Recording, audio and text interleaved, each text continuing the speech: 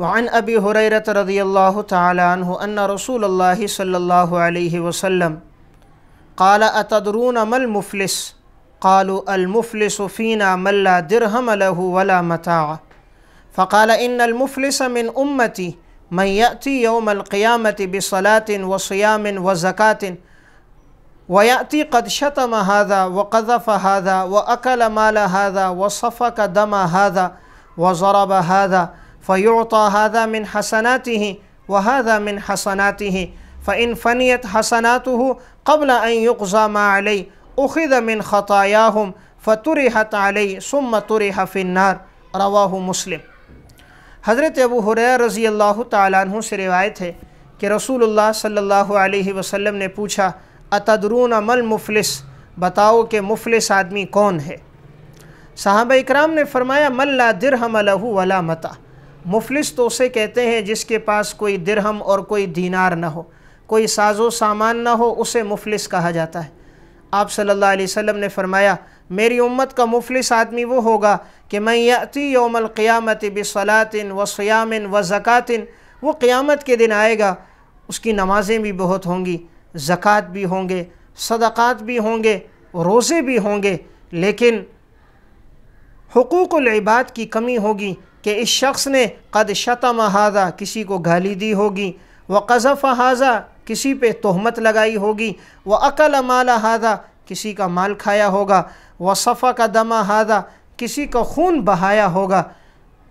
تو اب ان لوگوں کے جو گناہ ہوں گے وہ سب کے سب اس پہ ڈال دیے جائیں گے، اور پھر پہلے تو ان کی نیکیاں جو ہوں گی فیعطیٰ ھذا من حسناتہ، اس کی نیکیاں انہیں دے دی جائیں گی، اور جب یہ نیکیاں ختم ہو جائیں گی تو پھر ان لوگوں کے گناہ اس شخص کے اوپر ڈال دیے جائیں گے، یہاں تک کہ گناہوں کا بوجھ اس کے اوپر ہوگا، اور پھر اس شخص کو اخذ من خطایاہم فطرحت علیہ ثم طرح فی النار، پھر اسے جہنم میں ڈال دیا جائے۔ تو آپ نے کہا یہ میری امت کا مفلس ہے، جو بظاہر نماز روزہ صدقات بہت سے نیک اعمال کر کے آیا تھا، لیکن کسی کو گالی دی، کسی پہ بہتان لگایا، کسی کا مال کھایا، کسی کا خون بہایا، تو ان گناہوں کی وجہ سے اب اس کی جو نیکیاں ہوں گی وہ ان لوگوں کے درمیان تقسیم ہو جائیں گی، کیونکہ اس وقت قیامت کے دن تو مال کام نہیں آئے گا، اس وقت کا جو مال ہوگا وہ تو یہ اعمال ہوں گے، یہ اعمال ان میں تقسیم کر دیے جائیں گے، اور جب اس کی نیکیاں ختم ہو جائیں گی پھر ان لوگوں کے گناہ اس پر ڈال دیے جائیں گے، یہاں تک کہ پھر اس شخص کو جہنم کی آگ میں ڈال دیا جائے گا۔ تو آپ نے فرمایا یہ میری امت کا مفلس انسان ہے۔ تو انسان حقوق العباد کے معاملے میں کبھی غفلت اور لاپرواہی نہ کرے۔ حقوق اللہ میں اگر کمی ہو جاتی ہے اللہ رب العزت اسے معاف فرما دیتے ہیں، اللہ تعالیٰ غفور الرحیم ہے۔ انسان جب اللہ کے سامنے گڑ گڑاتا ہے، معافی مانگتا ہے، اللہ معاف کر دیتے ہیں، لیکن حقوق العباد ہو تو بندہ جب تک معاف نہ کرے تو اللہ تعالیٰ بھی معاف نہیں کرتے۔ اس لیے حقوق العباد کے معاملے میں زیادہ اس بات کا اہتمام کرنا چاہیے۔ شہادت ایک بہت بڑا مرتبہ ہے، اتنا بڑا مقام ہے کہ آپ صلی اللہ علیہ وسلم نے فرمایا یغفر للشہید کل ذنب الا الدین، شہید کے سارے گناہ معاف ہو جاتے ہیں لیکن قرضہ معاف نہیں ہوتا۔ تو یہ قرضہ کیا ہے؟ حقوق العباد میں سے شہید کے خون کا قطرہ گرتا ہے، سارے گناہ معاف ہو گئے لیکن قرضہ معاف نہیں ہو رہا۔ آپ صلی اللہ علیہ وسلم قرضے سے بہت پناہ مانگتے تھے، صحیح بخاری کی روایت میں ہے۔ تو ام المومنین حضرت عائشہ صدیقہ رضی اللہ تعالیٰ عنہ نے فرمایا آپ اتنا کیوں اس سے پناہ مانگتے ہیں؟ آپ صلی اللہ علیہ وسلم نے فرمایا کہ جب آدمی قرضہ لے لیتا ہے تو بات کرتا ہے تو جھوٹ بولتا ہے، وعدہ کرتا ہے تو پھر خلاف ورزی کرتا ہے، اس لیے میں قرضے سے پناہ مانگتا ہوں۔ اس لیے حقوق العباد کے معاملے میں بڑی احتیاط کرنی چاہیے۔ اگر کسی کو گالی دی ہے دنیا میں معافی مانگ لی جائے، کسی کی غیبت ہو گئی، کسی پہ بہتان لگا دیا، کسی کا مال کھا لیا تو دنیا میں انسان اس سے معافی تلافی کر دے، کسی کا حق ہے تو دنیا میں اس کو ادا کر دے، کسی یتیم کا انسان حق نہ کھائے، کسی بیوہ اور مسکین کا حق نہ کھائے، مزدوروں کا حق نہ کھائے، اس لیے کہ حقوق میں کوئی کمی کوتاہی ہوگی تو اللہ تعالیٰ کبھی معاف نہیں کرتے۔ حقوق العباد کا معاملہ بڑا ہی نازک معاملہ ہے۔ امام ذہبی رحمہ اللہ کی کتاب ہے الکبائر، اس کتاب میں انہوں نے بڑے بڑے گناہوں کو ذکر کیا ہے، کبیرہ گناہوں کو۔ تو امام ذہبی نے اس کتاب میں ایک واقعہ ذکر کیا، فرماتے ہیں کہ ایک شخص کا انتقال ہو گیا، انتقال کے بعد کسی نے اس کو خواب میں دیکھا اور پوچھا اللہ نے آپ کے ساتھ کیا معاملہ کیا ہے؟ تو اس شخص نے کہا کہ میں ایک گناہ کی وجہ سے ابھی تک عذاب میں مبتلا ہوں۔ پوچھا کیا بہت بڑا کوئی گناہ ہوا ہوگا جس وجہ سے اس وقت سے اب تک عذاب میں مبتلا ہو؟ کہا ہاں، گناہ یہ ہوا تھا کہ میں نے ایک شخص کی سوئی لی تھی اور وہ سوئی میں نے اس کو واپس نہیں کی تھی، تو اللہ تعالیٰ نے اس معاملے میں مجھ سے جب باس پرس ہوئی کہ تم نے ایک بندے سے سوئی لی اور اس کو واپس کیوں نہیں کیا، کہا اس وجہ سے میں عذاب میں مبتلا ہوں۔ تو اندازہ کیجئے بظاہر سوئی کی کیا قیمت ہوگی، 1 روپے 2 روپے معمولی ایک قیمت ہے، لیکن چونکہ حقوق العباد سے متعلق تھیں تو اس سوئی کی وجہ سے وہ عذاب میں گرفتار ہو گئے۔ اس لیے انسان حقوق العباد میں کبھی کمی کوتاہی نہ کرے۔ امام احمد رحمہ اللہ کی کتاب الزہد، اس میں انہوں نے ایک واقعہ ذکر کیا۔ ایک شخص کے انتقال کے بعد کسی نے اس کو خواب دیکھا، خواب میں پوچھا اللہ نے آپ کے ساتھ کیا معاملہ کیا؟ اس شخص نے کہا 70 سال سے عذاب میں مبتلا ہوں۔ کہا کوئی بڑا گناہ کیا ہوگا 70 سال سے مبتلا ہو؟ کہا بظاہر تو وہ چھوٹا گناہ تھا، لیکن چونکہ حقوق العباد سے متعلق تھا اس وجہ سے اتنا عرصہ ہو گیا میں عذاب میں مبتلا ہوں۔ پوچھا بھئی گناہ کون سا تھا؟ کہا میں لکڑیاں اٹھا کر ایک جگہ سے دوسری جگہ لے کر جاتا تھا، ایک دفعہ لکڑیاں میرے کندھے پر تھیں، لے جاتے ہوئے میرے دانتوں میں گوشت پھنسا ہوا تھا، تو میں نے لکڑی سے ایک تنکا توڑا اور اپنے دانتوں میں خلال کیا اور اس گوشت کو نکالا، پھر میں نے اس لکڑی کے تنکے کو نیچے پھینک دیا۔ تو اللہ رب العزت نے مجھ سے پوچھا کہ تم لکڑیاں اٹھا کے لے جا رہے تھے تو یہ جو تنکا تم نے استعمال کیا یہ تو اس بندے کا تھا جس کی لکڑیاں تھیں، تم نے بغیر پوچھے اس تنکے کو توڑا، پھر استعمال کر کے پھینک دیا اور اس کو اس کی جگہ پہ نہیں رکھا۔ کہا اس تنکے کے استعمال اور پھینکنے کی وجہ سے 70 سال سے عذاب میں مبتلا۔ اس سے اندازہ کیا جا سکتا ہے اس واقعے سے کہ بسا اوقات انسان کسی گناہ کو چھوٹا سمجھ رہا ہوتا ہے، لیکن وہی گناہ انسان کے لیے عذاب کا سبب بن جاتا ہے۔ اس لیے گناہ کے کسی کام کو انسان چھوٹا نہ سمجھے، گناہ صغیرہ ہو یا کبیرہ، گناہ گناہ ہے، یہ اللہ کی نافرمانی ہے اور انسان ہر اللہ کی نافرمانی سے بچے۔ گناہ کی مثال انگارے کی ہے، انگارہ بڑا ہو تب بھی نقصان دیتا ہے، انگارہ چھوٹا ہو تب بھی نقصان دیتا ہے۔ چھوٹے انگارے کو بھی انسان اگر کپڑوں میں، الماری اور سامان میں رکھ دے تو وہ بھی سامان کو جلا کے رکھ دیتا ہے۔ اس لیے ہر گناہ سے انسان اپنے آپ کو بچائے۔ تو حقوق العباد کا معاملہ نہایت محتاط ہے۔ امام غزالی رحمہ اللہ نے احیاء علوم الدین میں ایک واقعہ ذکر کیا کہ ایک شخص بیمار تھا، لوگ عیادت کے لیے اس کے پاس آئے، جب پہنچے تو دیکھا وہ مرض الموت میں ہے، ارد گرد بیٹھ گئے، کچھ یاسین پڑھنے لگے، کچھ دعائیں کرنے لگے۔ اسی اثناء میں اس شخص کا انتقال ہو گیا۔ قریب میں ایک دیا جل رہا تھا تو ان بزرگوں نے کہا اس دیے کو بجھا دو۔ کسی نے کہا اگر دیا بجھائیں گے تو اندھیرا چھا جائے گا، تو انہوں نے کہا نہیں بجھا دو۔ پوچھے کیوں؟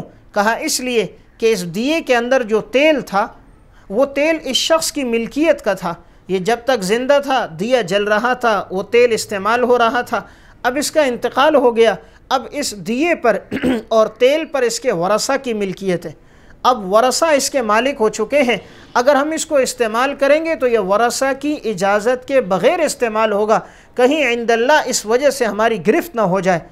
اتنی احتیاط تھی سلف کی زندگی میں، انہوں نے فوراً دیے کو بجھا دیا۔ تو حقوق العباد کا معاملہ نہایت محتاط ہے، انسان اس معاملے کے اندر خوب رعایت رکھے، کبھی کسی انسان کو تکلیف نہ پہنچائے، کبھی کسی کا مال نہ کھائے، کسی کے مال پہ قبضہ نہ کرے، کسی کی زمین پہ قبضہ نہ کرے۔ آپ صلی اللہ علیہ وسلم نے فرمایا من اخذ شبرا من الارض ظلما یطوقه یوم القیامت من 7 ارضین، جس نے کسی کی ایک بالش زمین بھی غصب کی، قیامت کے دن 7 زمینوں کو طوق بنا کر اس کے گلے میں ڈال دیا جائے گا۔ امیر المومنین فی الحدیث حضرت عبداللہ ابن مبارک رحمہ اللہ متوفہ 181 ہجری، زندگی میں حقوق العباد کی کتنی رعایت ہے، معاملات میں کتنی احتیاط ہوتی تھی ان لوگوں کی زندگی میں۔ تو ایک دفعہ عبداللہ ابن مبارک رحمہ اللہ مروہ میں ایک شخص سے انہوں نے قلم لے لیا، واپس کرنا بھول گئے اور مروہ شہر سے شام آ گئے۔ جب شام پہنچے تو انہیں پتہ چلا یہ قلم تو میں نے فلاں آدمی سے لیا تھا اور میں اس کو واپس نہ لوٹا سکا، تو دوبارہ انہوں نے سفر کیا اور مروہ سے شام پھر گئے اور پھر جا کر اس شخص کا قلم اس کو واپس لوٹایا اور اس سے معذرت کی کہ مجھے تاخیر ہو گئی، مجھے یاد نہیں رہا، میں چلا گیا تھا، اب میں واپس آیا ہوں تمہارے اس قلم کے لوٹانے کے لیے، اس تاخیر پر مجھے اللہ کی رضا کے لیے معاف کرو۔ تو اندازہ کیجئے اس واقعے سے کہ ایک قلم کے لوٹانے کے لیے وہ سفر بھی تیز رفتار گاڑیوں میں یا جہاز کا سفر یا ریل گاڑی کا یا آرام دہ گاڑیوں کا سفر نہیں، بلکہ گھوڑوں اور اونٹوں کا وہ سفر، تکلیف دہ سفر پر مروہ سے شام گئے اور ایک قلم واپس لوٹائے۔ تو اتنی احتیاط تھی معاملات کے اندر، اس لیے انسان حقوق العباد میں معاملات کے اندر بہت زیادہ احتیاط کرے۔ آج ہمارے معاشرے میں الحمدللہ عبادات کا بڑا اہتمام ہے، صف اول کی پابندی ہوتی ہے، نماز کا اہتمام ہوتا ہے، صوم و صلات کی رعایت ہوتی ہے، لیکن معاملات کی صفائی نہیں ہوتی۔ انسان کے ایمان کی نشانی اس کے معاملات کی نشانی ہے۔ حضرت عمر رضی اللہ تعالیٰ عنہ کے سامنے ایک شخص نے کسی کی تعریف کی تو فرمایا کیا تم نے اس کے ساتھ کوئی معاملہ کیا ہے؟ کیا تم نے اس کے ساتھ کوئی سفر کیا ہے؟ فرمایا نہیں۔ کہا کسی انسان کی پہچان تو معاملات سے ہوتی ہے یا اس کے ساتھ سفر کرنے سے ہوتی ہے، جب معاملہ اور سفر نہیں کیا تو پھر تم کیسے اس کی تعریف کر رہے ہو؟ تو گویا کھرے اور کھوٹے کی، انسان کے پرکھنے کی علامت اس کے معاملات ہیں، اس کے بندوں کے ساتھ حقوق ہیں، اس لیے اس معاملے میں کبھی غفلت نہ ہو، معاملات کی ادائیگی درست طریقے کے ساتھ ہو۔ علامہ ابن جوزی رحمہ اللہ 597 ہجری میں انتقال ہوا ہے، انہوں نے صفت الصفوہ میں ایک واقعہ ذکر کیا بغداد کی 2 خواتین کا کہ ان کے درمیان معاملات کی کتنی صفائی تھی۔ علامہ ابن جوزی رحمہ اللہ واقعہ لکھتے ہیں بغداد شہر کے اندر ایک شخص کے کپڑے کا بڑا کاروبار تھا، اس نے اپنی چچازاد بہن سے نکاح کیا تھا اور اس سے اس کا ایک بیٹا پیدا ہوا تھا۔ تو یہ شخص دن بھر نوکری کرتا، شام کو گھر واپس آتا تھا۔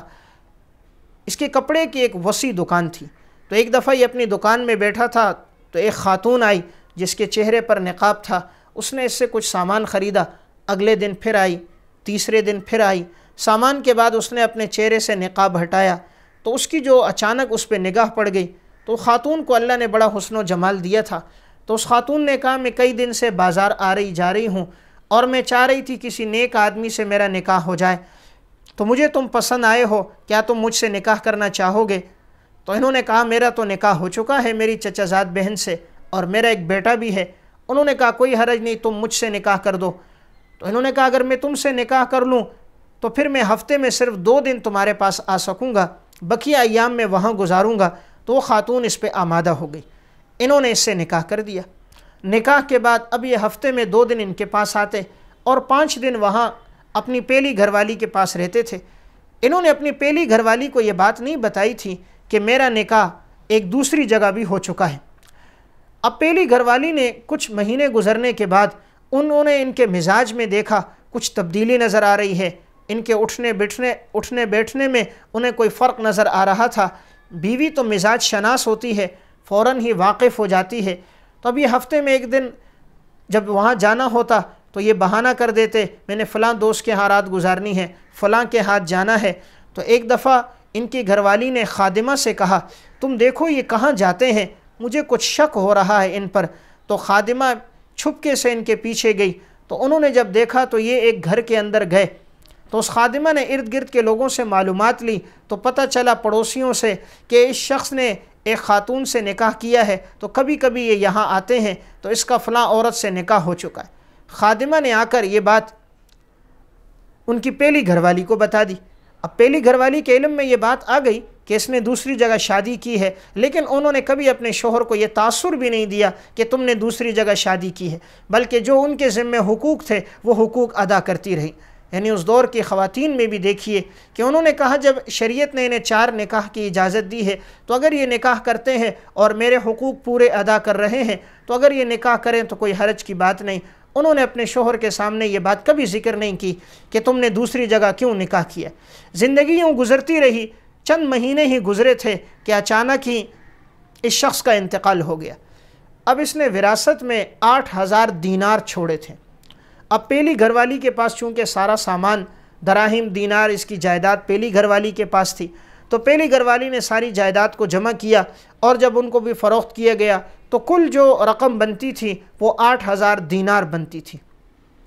تو اس پہلی گھر والی نے 8,000 دینار میں سے چونکہ بیوی کا حصہ سمن ہوتا ہے، 8واں حصہ 1,000 دینار الگ کر دیا۔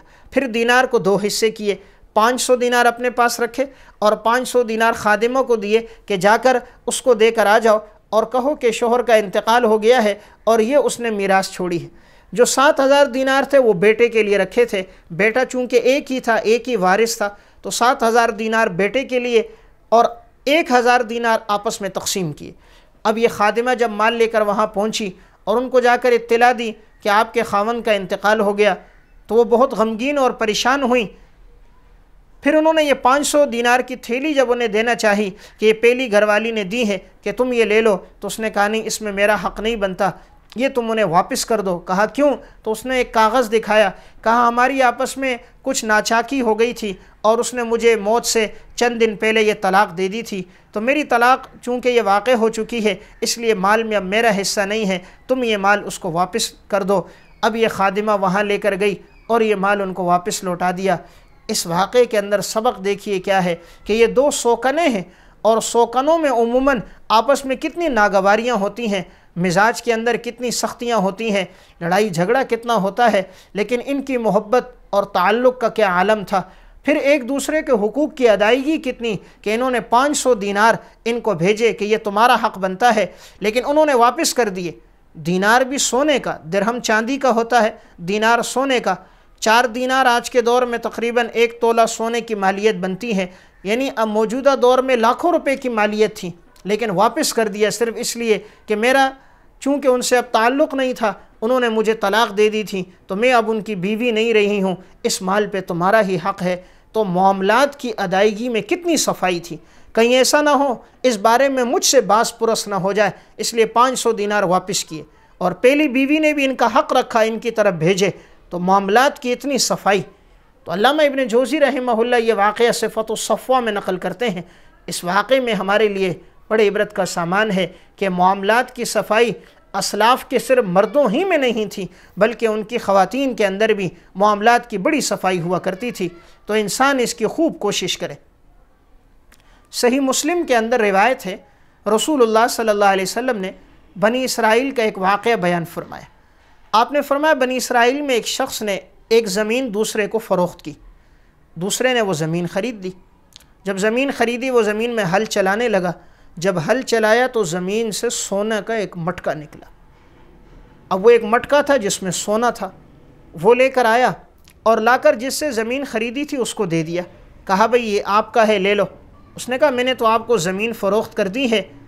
تو اس نے کہا آپ نے زمین فروخت کی تھی، زمین میں موجود سونا تو نہیں بیچا تھا، یہ سونا آپ کا ہے، لے لو۔ کہا بھئی میں نے آپ کو زمین دے دی، جو کچھ زمین میں ہے وہ بھی آپ کو دے دیا۔ اب نہ بائیں لے رہا ہے نہ مشتری، خریدنے والا کہہ رہا میں نے زمین خریدی ہے، سونا نہیں خریدا، بیچنے والا کہہ رہا میں نے آپ کو زمین بیچی، زمین میں جو کچھ ہے وہ بھی میں نے آپ کو بیچ دیا۔ اندازہ کیجئے حقوق العباد کی رعایت، معاملات کی صفائی۔ آج تو سونوں کے لیے جھگڑا ہوتا ہے، اور معمولی سونا بھی نہیں، ایک مٹکا بھرا ہوا ہے سونے سے۔ اگر یہ خریدنے والا اپنے پاس رکھ لیتا تو شاید کوئی حرج کی بات نہیں تھی، اس لیے کہ اس نے زمین خریدی، زمین میں جو کچھ نکلا وہ اس کی ملکیت ہے، لیکن معاملات کی اتنی صفائی ہے، کہا نہیں میں نے زمین خریدی ہے، سونا نہیں خریدا۔ اب دونوں اس پہ جھگڑ رہے ہیں کہ کوئی سونا قبول نہیں کر رہا۔ یہاں تو دوسرے کا مال ہوتا ہے اور پسٹل رکھ کے کہا جاتا ہے مال دے دو ورنہ قتل کر دیا جاتا ہے، دوسرے کے مال پہ انسان دوسرے کو قتل کر دیتا ہے۔ اور یہاں معاملات کا عالم یہ ہے، آپس میں تعلق اس قسم کا ہے، حقوق العباد کی اہمیت اتنی زیادہ ہے کہ کسی نے سونے کو قبول نہ کیا۔ تو قاضی وقت کے پاس معاملہ گیا، اب قاضی فیصلہ دینے لگے، کوئی قبول کرنے کے لیے تیار نہیں۔ تو قاضی نے پھر یہ پوچھا کیا تمہارے گھر میں کوئی نوجوان لڑکا ہے؟ ایک نے کہا ہے۔ دوسرے سے کہا کیا تمہارے گھر میں کوئی نوجوان بچی ہے؟ کہا جی موجود ہے۔ کہا شادی ہوئی ہے؟ کہا نہیں ہوئی۔ کہا ان دونوں کا آپس میں نکاح کر دو اور یہ جو رقم ہے اس کو مہر میں رکھ دو تاکہ یہ رقم یہ لوگ دونوں بچہ اور بچی اپنی زندگی میں استعمال کریں، جو زائد ہو وہ صدقہ کر دیں۔ تو دونوں کو یہ فیصلہ پسند آیا اور پھر وہ سونے کا مٹکا ان دونوں کا نکاح کر دیا گیا اور وہ سونا اس کے حوالے کر دیا گیا۔ آپ صلی اللہ علیہ وسلم نے یہ جو واقعہ ہمیں بیان فرمایا، اس کے اندر الفاظ یہ ہیں کہ قاضی نے فیصلہ دیتے ہوئے کہا انکحوا الغلام الجاریہ وانفقوا علی انفسکما منہ وتصدقا، اس لڑکے لڑکی کا آپس میں نکاح کر دو اور نکاح کے بعد اس رقم کو ان پہ خرچ کرو، جو زائد ہے وہ اس کو صدقہ کر دیں۔ اس طرح ان کا نکاح ہو گیا اور وہ سونے کا مٹکا ان دونوں کو حوالے کر دیا گیا۔ اس واقعے میں دیکھیے کہ جھگڑا کس پر، کہ کوئی سونا قبول کرنے کے لیے تیار نہیں ہے، ہر ایک دوسرے سے کہہ رہا ہے تم اس کو قبول کرو۔ تو معاملات کی صفائی نہایت ضروری ہے، اس چیز کا اہتمام ہونا چاہیے کہ زندگی میں کوئی حق بنتا ہے تو انسان دوسرے کا حق اس کو فوراً ہی زندگی میں دے دے، کہیں ایسا نہ ہو موت آ جائے اور اللہ کے ہاں انسان اس بارے میں گرفتار ہو جائے۔ حضرات سلف دوسروں کے حقوق میں بڑے محتاط ہوتے تھے، کسی کی کوئی چیز استعمال نہیں کرتے تھے، کسی کا کوئی حق نہیں لیتے تھے، کہیں اس بارے میں مجھ سے باس پرس نہ ہو جائے۔ امام ذہبی رحمہ اللہ نے سیر اعلام النبلاء میں حضرت سفیان ثوری رحمہ اللہ کے حالات میں واقعہ لکھا۔ سفیان ثوری اپنے دور کے بہت بڑے محدث ہیں، 161 ہجری میں ان کا انتقال ہوا۔ وقت کے بادشاہ کے ساتھ ان کا اختلاف ہوا، تو اختلاف کی وجہ سے سفیان ثوری نے کوفہ سے ہجرت کی اور بصرہ چلے گئے۔ بصرہ کے اندر لوگ انہیں اتنا پہچانتے نہیں تھے، تو یہ ایک باغ کے اندر درختوں کو پانی دیا کرتے تھے۔ ایک دفعہ ایسا ہوا جو عشر لینے کے لیے لوگ آتے ہیں، تو وہ عشر کے لیے سفیان ثوری کے پاس آئے، تو ان میں سے ایک نے یہ پوچھ لیا بتاؤ کہ کوفہ کے پھل زیادہ میٹھے ہوتے ہیں یا بصرہ کے جو پھل ہیں یہ زیادہ میٹھے ہیں، اور کوفہ اور بصرہ کی کھجوروں میں سے تازہ کھجوریں کون سی ہیں اور ان کا ذائقہ کیسا ہے؟ سفیان نے کہا کہ میں نے آج تک کوئی کھجور چکھی نہیں ہے، مجھے کیا معلوم کہ اس کا ذائقہ کیسا ہے۔ سفیان ثوری رحمہ اللہ نے جب یہ بات کہی تو وہ کہنے لگے یہ بات آپ کیسے کہہ رہے ہو، اتنے عرصے سے آپ یہاں ہو، کہ آپ کو معلوم نہیں ہے کہ کس درخت کا پھل میٹھا ہے اور کس کا کڑوا ہے، پھلوں کا ذائقہ کیسا ہے، کھجوروں کا ذائقہ کیسا ہے؟ تو سفیان ثوری رحمہ اللہ نے ایک جملہ کہا لم اذق رطب البصرۃ، میں نے تو بصرہ کے کھجوروں کو، بصرہ کے پھلوں کو کبھی چکھا ہی نہیں ہے، مجھے کیا معلوم کہ یہاں پھلوں کا ذائقہ کیسا ہے۔ تو سفیان ثوری نے انہیں وہ عشر فراہم کیا، وہ لوگ چلے گئے۔ جب وہاں پر گورنر کے پاس پہنچے، انہوں نے یہ واقعہ سنایا کہ وہاں ایک شخص تھا اور وہ کہتا ہے میں نے آج تک یہاں کی کھجوروں کو میں نے چکھا نہیں اور باغ کے پھل میں نے اب تک کھائے نہیں۔ تو اس گورنر نے کہا اگر وہ شخص یہ بات سچی کہہ رہا تو وہی سفیان ثوری ہوگا، یہ بڑی احتیاط کے ساتھ زندگی گزارتا ہے، بادشاہ کو اسی کی تلاش ہے، یہ کوفہ سے بھاگ کر آیا ہے، جاؤ اسے پکڑ کے بادشاہ کے پاس لے کر جاؤ گے تو تمہیں بڑا انعام مل جائے گا۔ اب جب وہ لوگ واپس آئے تلاش کرنے کے لیے، سفیان ثوری رحمہ اللہ اس باغ سے چھوڑ کر کہیں آگے چلے گئے تھے تو وہ سفیان کو گرفتار نہ کر سکے۔ واقعہ سنانے کا مقصد کہ سفیان ثوری نے کتنی احتیاط سے زندگی گزاری، حقوق العباد کے اندر کتنی احتیاط کہ کسی کا کوئی معمولی حق بھی نہ لے لوں، تو کہا میں نے آج تک یہاں کی کسی کھجور اور پھل کو چکھا ہی نہیں ہے، کہیں ایسا نہ ہو قیامت کے دن اس معاملے میں مجھ سے باس پرس نہ ہو جائے۔ اس لیے حقوق العباد کی نہایت اس بارے میں اہتمام کیا جائے، حقوق العباد کی معاملات کی ادائیگی کی جائے۔ بندے کا کوئی حق ہے تو انسان دنیا میں ادا کر دے، کسی کو کوئی تکلیف پہنچائی ہے تو دنیا میں اس سے معافی مانگ لے، کہیں ایسا نہ ہو غفلت میں موت آ جائے اور انسان پھر اس معاملے کی وجہ سے اللہ کے ہاں عذاب میں گرفتار ہو جائے۔